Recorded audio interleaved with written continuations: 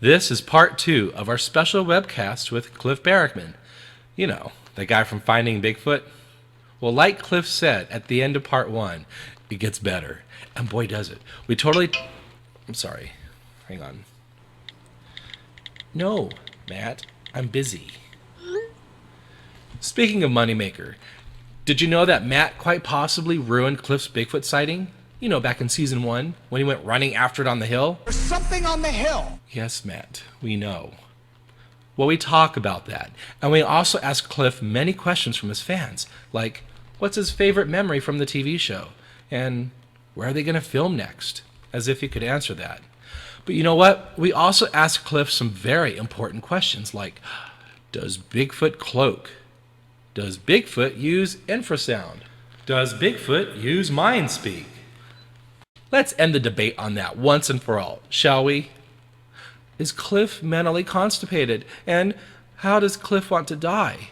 We'll find out in part 2 of this very special edition of After Hours. Matt, we've already had you on our show.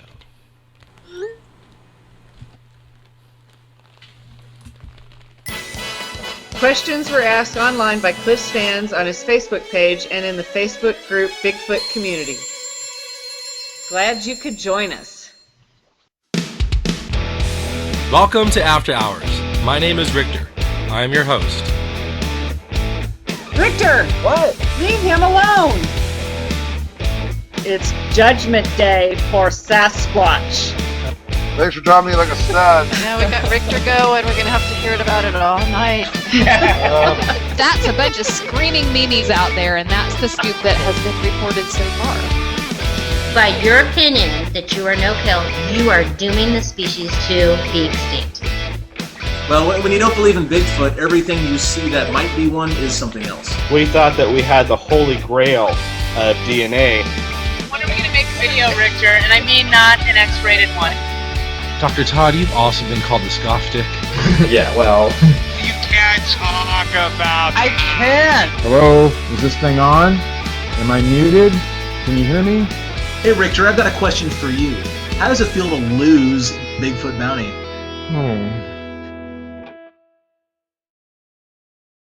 My question is, why do you think Bigfoot is real?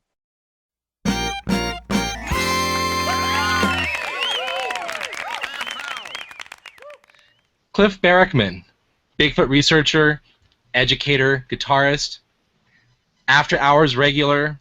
Well, he joins us tonight, and we have a lot to talk about.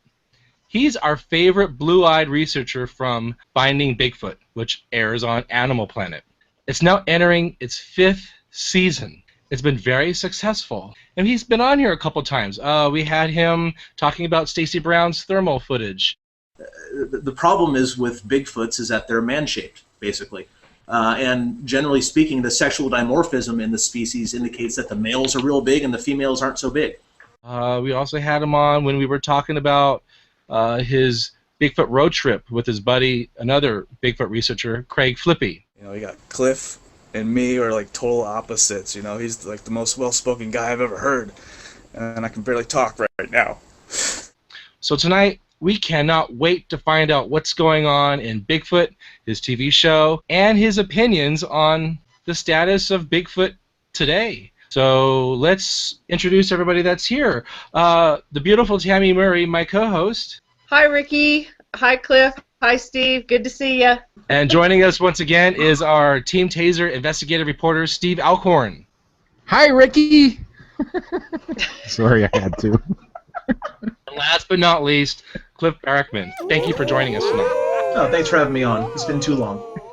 I'm sure you get this question a lot. Brenda Holland wants to know, will you come to Central Florida in the near future? I so want to meet you, Cliff. I don't know where we're going to be going in Florida. I'm more than happy to meet anybody wherever I go. I feel like I have so little of Cliff to myself that I keep my personal life out of public view as much as possible, just for my own sanity, if nothing else. You know, because I gotta feel like there's some bit of Cliff that still belongs to me and not the public. You know, I've had people ask me, Rictor, are you really gay? Maybe they're asking, are you really gay? just how gay am I? Kind of gay or really gay? Are you off the Rictor gay, or are you just a little gay? Pretty nice. So I have another question, Cliff. I know you've been in Oklahoma twice now with Finding Bigfoot. The first time I got to meet you at the town hall meeting. Awesome. Good to see you. You are much shorter than me, I have to say. I thought you were taller on TV, but that's what happens. I'm 3'3". Well, I don't hold that against you at all. But I'm an intellectual giant. Will you be revisiting any of the same states again, like Oklahoma, or the person Mike Miller wants to know, more importantly, the Red River Valley? The big guy is alive and well here, he says.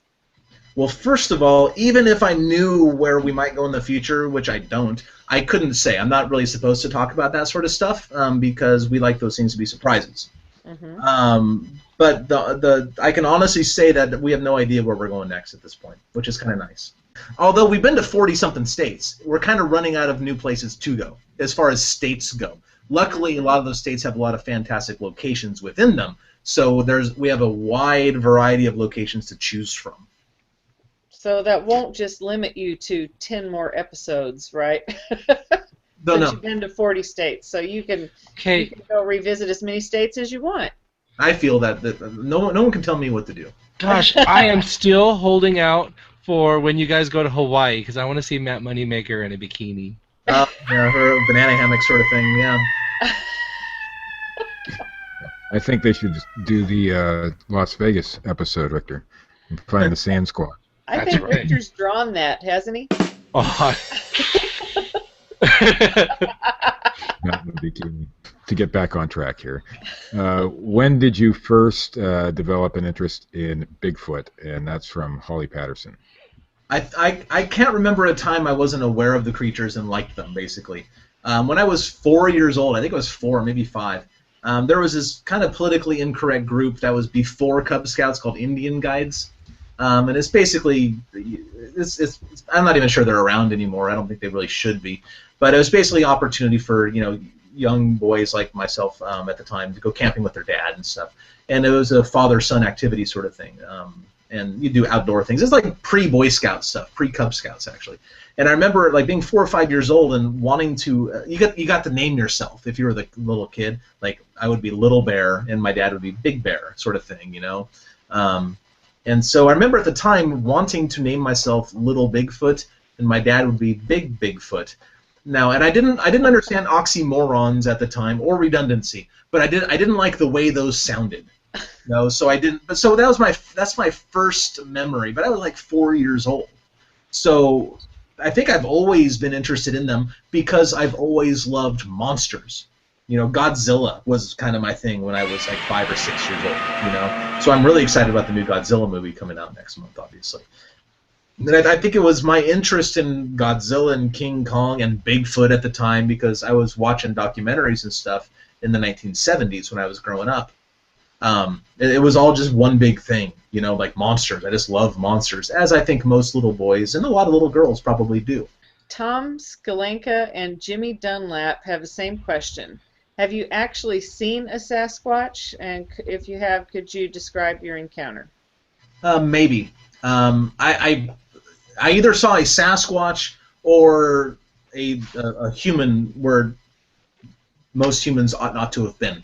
It was during the filming of the North Carolina episode, and actually some of it got on camera, but remember when Matt chased the thing off the hill? There's something on the hill! In that particular episode, they showed something running up the hill, but that was Matt. Like, the thing in the thermal imager was Matt, followed by a couple camera guys. Because basically we were on break, and all this is on my website, by the way, you can read about this. We were on break, and it's like 2 in the morning, we're 2 miles off trail at a place where there had been repeated activity. We're there to investigate with the witnesses and stuff. We're doing a night investigation out there. And we're on break, and Matt has the therm, and he starts yelling, "Who's on the hill?" That sort of thing.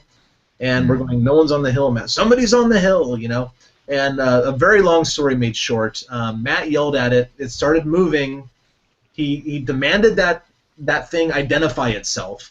and then whatever that was froze on one foot in mid-stride, which is a Bigfoot habit, which is a Bigfoot behavior. We spoke to a woman in Georgia shortly after that. The Bigfoot did the same thing. The first time those folks from the Erickson Project saw the Bigfoot apparently did the same thing there too. Like Bigfoots are known to freeze in place, sometimes in mid-stride, and that's what this thing did.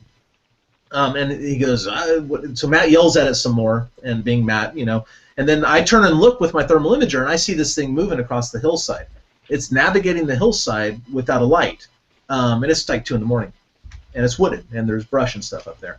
It didn't walk so much like a person, like it walked like the arms walked like it was. I always say like we've all waded through the shallow end of a swimming pool where we kind of use our arms to scoop and swim as we're walking. That's what it was doing with its arms, and its legs were moving in a very peculiar fashion, almost like in a circular sort of thing, like it was riding a bike almost. It didn't walk like Patty, like the Patterson-Gimlin film subject walked. It didn't walk like a person either. So, and then I saw that. Then Matt took off after it to go do whatever Matt thought he was going to do to it, and chased it away. Matt had a thermal imager and a night vision goggle, and he never saw the thing again. We also got a vocalization off that hillside about 40 minutes later. Bobo and I heard it very clearly, a very loud, one of those things. So I'm inclined to think that it very possibly could have been a Sasquatch. I will never know. Matt chased it away. But I will say this. At the same time of year, in the Uwharrie National Forest, what are they called? Like Navy SEALs sort of guys, like special ops guys. They do an obstacle course out there, and their job is to get from point A to point B to point C as quickly and quietly as possible, alone. So it's at least possible that what I saw was one of those guys. However, after speaking to people who are aware of those activities, and I say, yeah, this thing, I said, well, the thing moved weird, and they said, well, maybe it was going through brush at the time, and I said, well, I watched it. It wasn't thickly wooded where it was walking. It was walking in the open at that point when I observed it. And then I said, well, we got a vocalization. They said, oh, that's weird, because if they were seen, if a special ops guy was seen doing those operations, they would have to get out of there as soon as possible, because if they get observed by anybody, then they lose. They lose their little war game thing that they're playing. And they would certainly never circle back around just to yell at us from the hill. So I don't know. I don't know if I've seen a Bigfoot. I'm inclined to think that I probably have. When you look at the circumstance, 2 miles off trail, 2 o'clock in the morning, didn't walk like a person, navigating the hillside without a light, and a vocalization off the same hillside. So I don't know. I'd like to think I did, but I'm still looking for another sighting. I have a personal question, kind of. Have you ever heard, besides perhaps maybe Justin Smia's story, the Bigfoot vocalization sounding like deaf children or maybe infants crying or something of that nature? Well, it goes to my personal experience, where that's exactly what it sounded like to me, was an infant crying out in the woods. Well, cats make that noise too, is the problem. Like mountain lions and whatnot, they can sound like babies crying, is the bottom line on that one. So I don't know if Bigfoots make that noise. To my knowledge, no one has ever observed a Sasquatch making baby crying noises. But I have heard what sounded like big dudes who didn't have a very good command of English yelling in the woods. Like, I often jokingly comment about it. They reminded me of the creature from Young Frankenstein. Like, put it on the Ritz! It kind of reminded me of that in a way. Just like someone who didn't have perhaps like the fine motor control to make articulate noises yelling.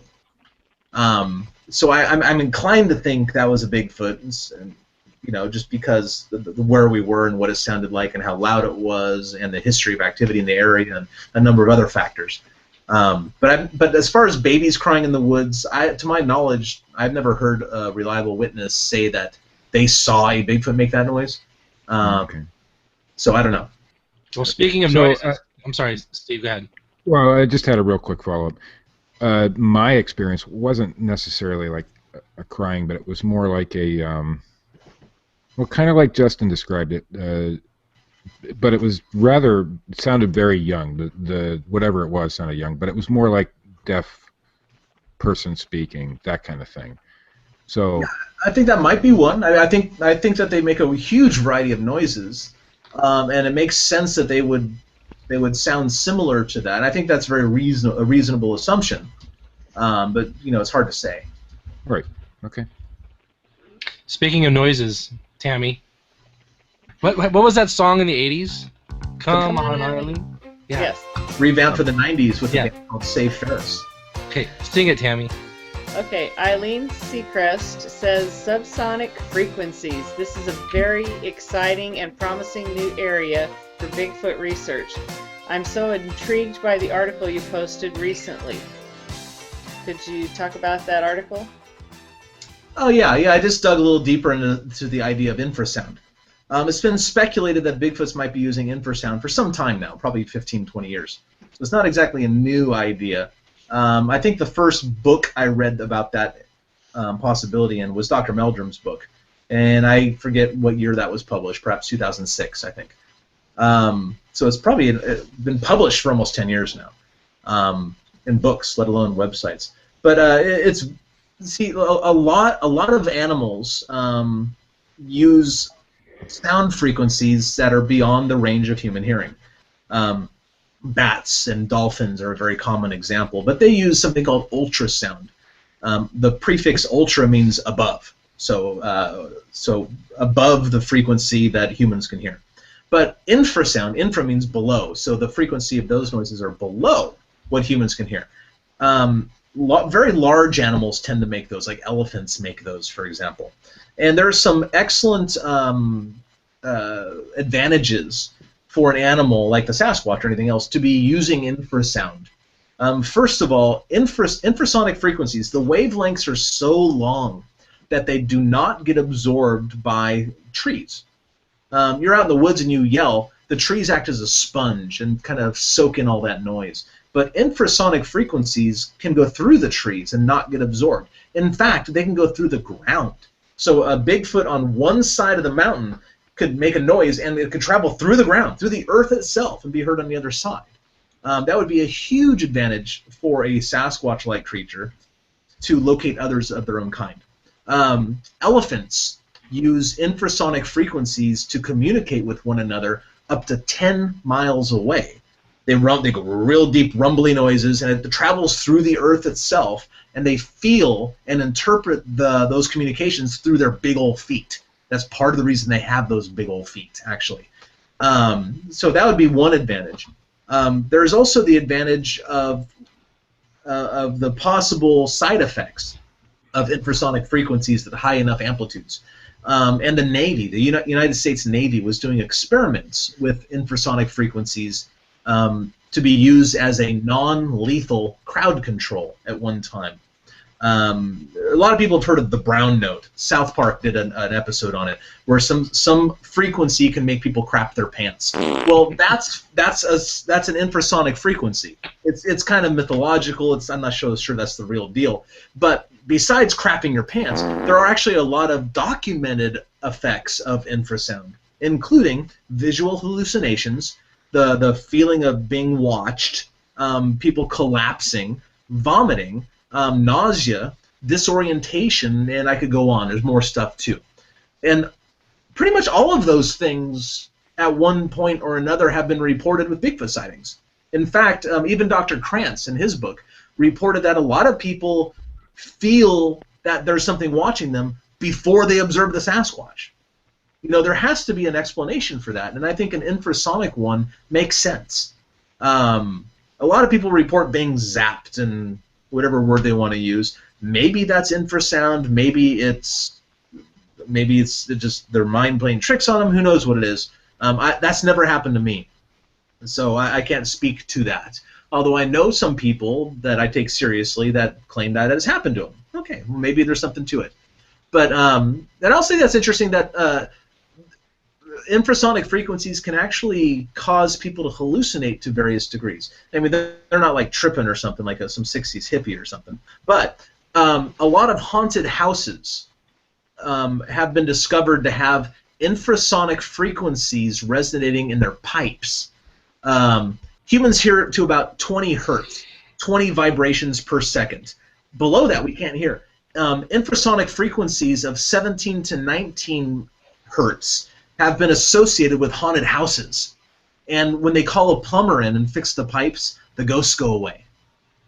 Well, that's not a coincidence. That's the feeling of unease that those certain frequencies at certain volumes can give to a human being. We can't hear those noises, but we can feel them. Now, in Dr. Bindernagel's excellent book, he documents a couple cases where hunters have seen Sasquatches step out of the woods, scream at a deer, and then simply walk up, crack the deer's neck, and carry it back in the woods. The deer didn't try to get away. Is that a side effect of infrasound? Because tigers have infrasonic frequencies in their roars that act to confuse and stun their prey when they're jumping on them to get them. There's a documentary you can check out on YouTube that kind of talks about that too. So I've got some questions here, Cliff. I do have great people in my little Bigfoot community over there. Yes, you do. We've got some interesting questions. I'm going to ask them all. Okay, here we go. Gary Scott wants to know, Cliff, have you ever thought of doing some looking in caves during the day while Bigfoot is hiding? Not only have I thought of it, I've done so. All right, now Brittany Garrett wants to know, what's it like being on the Puppy Bowl? Puppy Bowl was awesome. It's a little smelly, but it's as cute as you could possibly imagine. Well, that kind of goes right into Michelle Nightingale's question. Why do you think Bigfoot smells so bad? I think that they have bad hygiene, first of all. I think that they also feed on meat that sometimes goes rancid, and there's also a very real possibility that they, like the mountain gorilla, have a gland in their armpit that exudes a foul stench when they're stressed out or afraid. Gail Sirach wants to know, what would you do if Bigfoot stepped out of the woods and surrendered himself to you? I would submit. Assume the position. Like stick your hand out like this? I'd do whatever it takes. Actually, the serious answer to that is I would do my best to be passive. I wouldn't look at it in the eye because that's a territorial sort of I'm bigger than you sort of thing. I would look away, I would crouch down and assume a fairly submissive posture and try to use my peripheral vision to observe it for as long as possible. Wow. That's what you do with other large apes, by the way. So you wouldn't do like the Tammy Murray method and go chasing after it? No, absolutely. All right, excuse me. You wouldn't do the Kathy Strain method and go chasing after it? I would not point at it and let it know that I see it. Absolutely not. But I would like to think I wouldn't do that. You know, Kathy Strain saw 2 Bigfoot. Oh, I know. Yeah, I've spoken to her about it. Okay. All right, so here we go. Pat Vance wants to know, do the documented sightings lean towards a Sasquatch being a nocturnal creature? Statistically speaking, they seem to be largely active at night. That's based on John Green's excellent data. And Gordon Mullet says, hello, Cliff. How come you and your crew have never contacted me about seeing the Bigfoots? I guess he's got pictures. Because we don't do the research that determines where we go. The producers actually do the groundwork, and we show up and speak to the people in person while we're there. There you go. Jeff Etherton, why are there so few sightings reported by forest rangers who spend most of their work time in the woods? Usually the forest rangers are number one doing other tasks. But I guess most people who see Bigfoots are. Perhaps they aren't so willing to talk about them. I do know a police officer that was kind of run out of his job for sticking to his story, saying that he saw one. Maybe the rangers are worried about the same thing. Also, I think a lot of rangers go into the job not thinking they're real to begin with. And when you don't think something is there, you're much less likely to see it. My question is, why do you think Bigfoot is real? The evidence clearly points to them being real. The evidence indicates they are. You have stated yourself that data is in the footprints. The data's, yeah, there's a lot of data. The footprints are excellent hard data that's objective and not subjective. Sighting reports are subjective. There's a lot of filters going on. How good is the observer? How well can they communicate it? And there's also filters going on when I listen, like Cliff filters or whoever filters. But footprint evidence speaks for itself. It's objective, and that's important. Robert Trujillo wants to know, boxers are briefs. Check out. Wait. We'll check. Oh, hold on a second. Riolo wants to know. No, I already know. He likes boxer briefs. Really? Bobby. I know that guy. Mm-hmm. How about Commando? Just don't pay any attention to Rick. Is there anything you want to say about the past shooting? What's to come? I know you can't reveal too much. What's your favorite memory moment? We got close a couple times, and it was pretty great. Bobo and I in West Virginia got excellent vocalizations, not very far away. Bobo heard some more stuff, and I wasn't with him. I was a couple hundred yards down the trail. Something was pretty close to him. We spent a lot of time afterwards looking for, not a lot, but we spent like another hour and a half looking for footprints in the snow. We just didn't find any, but it was such a big amount of land to cover. So there was some pretty great things. I was particularly happy with the Oregon versus Washington episode because I finally got to go to my spots. The great thing about finding Bigfoot is I get to travel all over looking at various Bigfoot habitat. But the bad thing is I don't get to work my spots. And I think to be a successful Bigfooter, it sure helps to hit the same spot over and over and over and over again. But I've been torn away from my Bigfooting backyard, so to speak, by the show. So the Oregon versus Washington expedition, those are my spots. Will Call Hill is a spot that me and Will Robinson and Flippy went to. The Blueberry Bog is a spot that I would go to every weekend if I could, if I were home.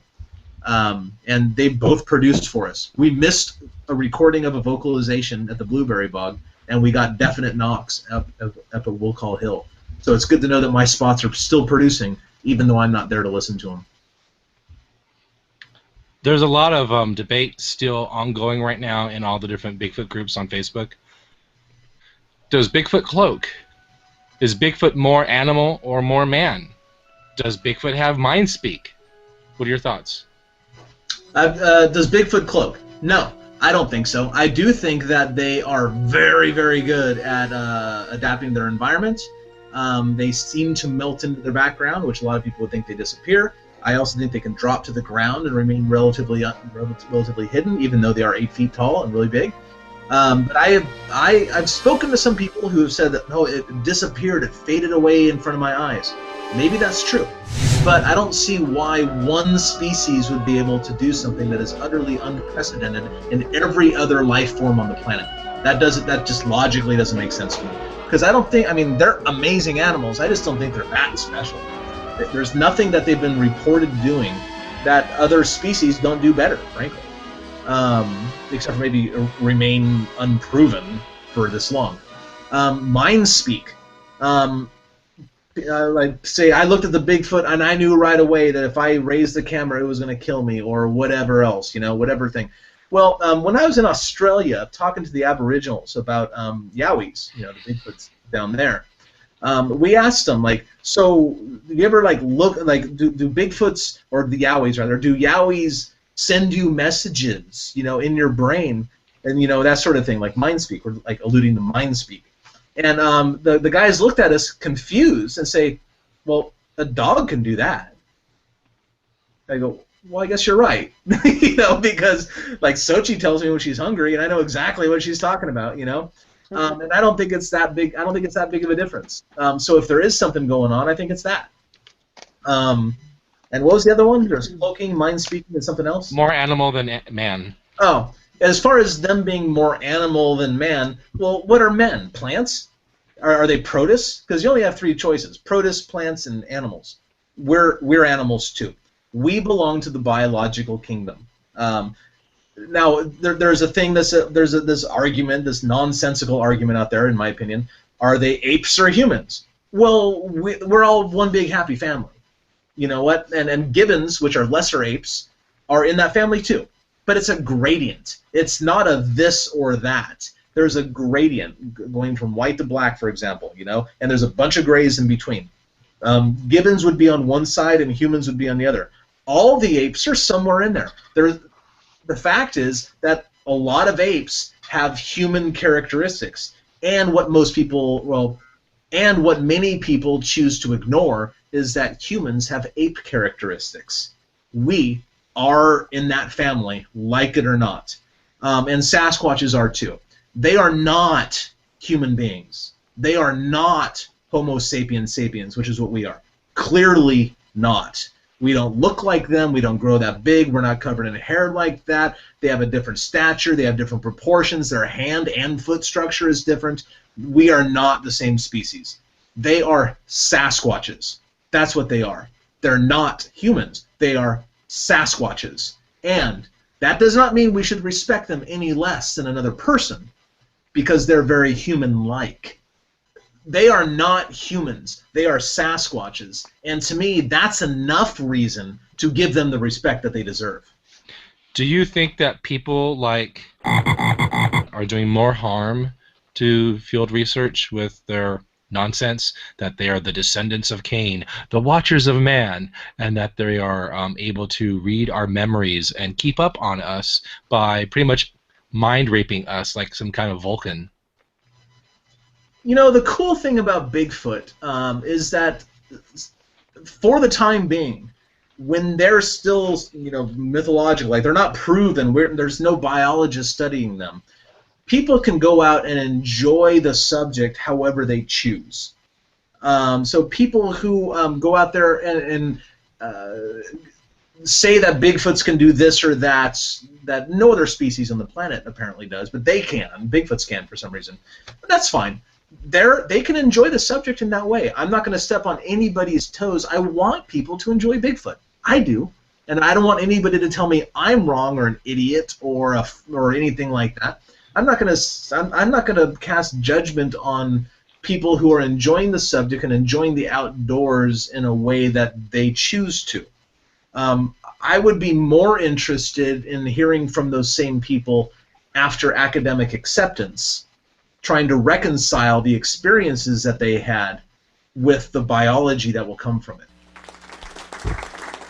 Well, what if we're all the ones that are like crazy and they actually can travel through interdimensional doorways, as David Pauly It's possible.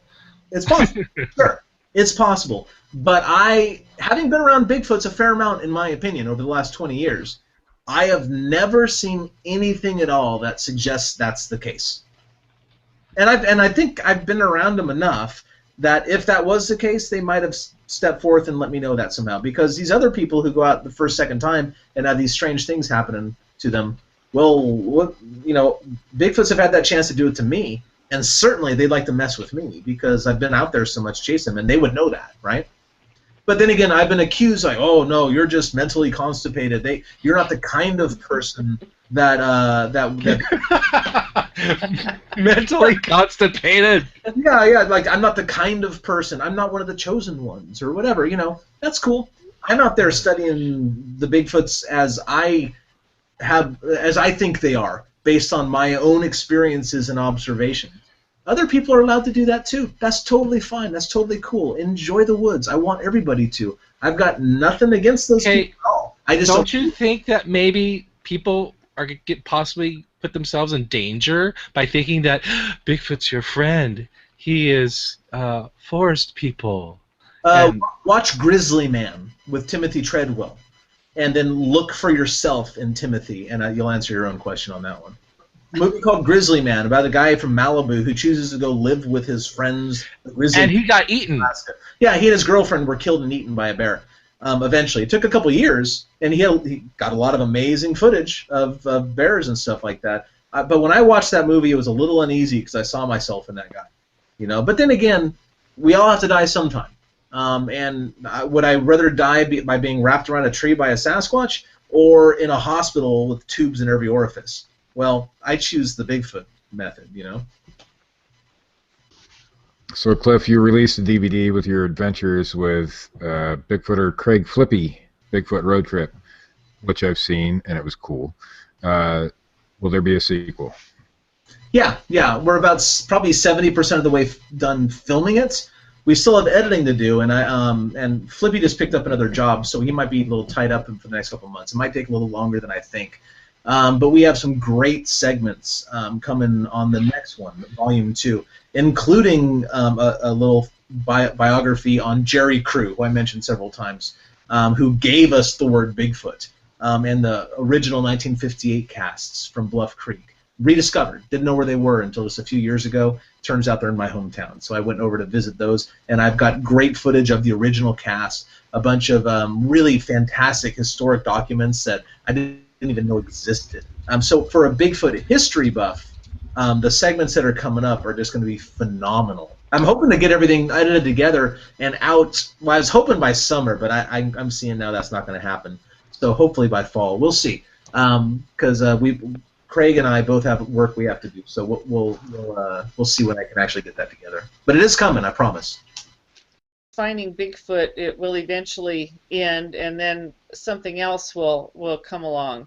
When that time comes, are you going to continue to try and stay in the Bigfoot television arena, or are you going to try and move on to something else? I don't know, is the honest to goodness truth. The thing is, it depends on the project, first of all, and there are very few projects that I would be interested in initiating. I wouldn't mind doing a little like a one-off or something on the Orang Pendek thing, because I've got the Orang Pendek project I'm working on, and that puts me in a unique position that I think would make a good, maybe a 2-hour special or something like that. So there's a possibility of something like that, but I haven't really initiated anything. As far as, I guess, I'm not going to try real hard to do anything, because honestly, being on television, in some ways, it doesn't agree with me. I mean, I'm very good at it. Even I see that. I say fairly complex things in a way that's digestible to the public, and and I have a good time doing it. I really do. You can tell by watching the show, I'm really enjoying myself. But at the same time, as I mentioned earlier, I'm on the road 8 months a year. And for a guy who's essentially a quiet introvert like myself, I know I don't come across that way, but what you're seeing on screen is Teacher Cliff, who's teaching his 5th grade class, even though it's on television and there's 5th graders out there, but I'm teaching America. But in real life, I'm real quiet, and I don't talk a lot, and I like alone time and stuff like that. And that's real hard. The 8-month on the road schedule is really hard for me. It wears me down, and so I don't know. Is the shortest way to say the answer. It depends on the project. It depends on the opportunity. It depends on where I am in my own life. It depends on a lot of things. I would be open to listening, but I wouldn't jump on the first thing that came my way unless it was exceptional. Well, I hope that you continue to be on television so that I can watch you. Oh, thank you. And I do enjoy it, and but it's a grueling process. We're in a location for 8 or 9 days. We shoot over 100 hours of footage, and it gets whittled down to 43.5 minutes. It's a crucible of intense personalities, strong opinions, and long hours, and it's hard. I mean, Rictor knows. He got a taste of it. Imagine 4 years of that. It's tough, and it wears. Sochi needs you.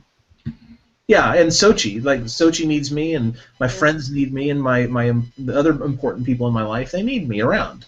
You have to work at retaining relationships, whether it's a friend or a girlfriend or a colleague or a work contact or anything. You have to be around, or a dog. You have to be around and share experience to maintain those relationships. And that's, to me, the hardest thing about the show, is that it takes me away from being Cliff. It makes me Cliff from Finding Bigfoot.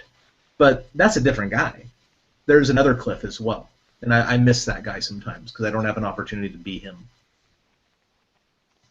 Wow. Cliff Barackman. 2 full shows of After Hours with Rictor. We haven't had him on in over a year, and boy, was it great to catch up. Thanks, Cliff, for spending time with us tonight. My pleasure. You've exhausted me, but it was a great time. That's probably not the first time I've heard a man say that I've exhausted him.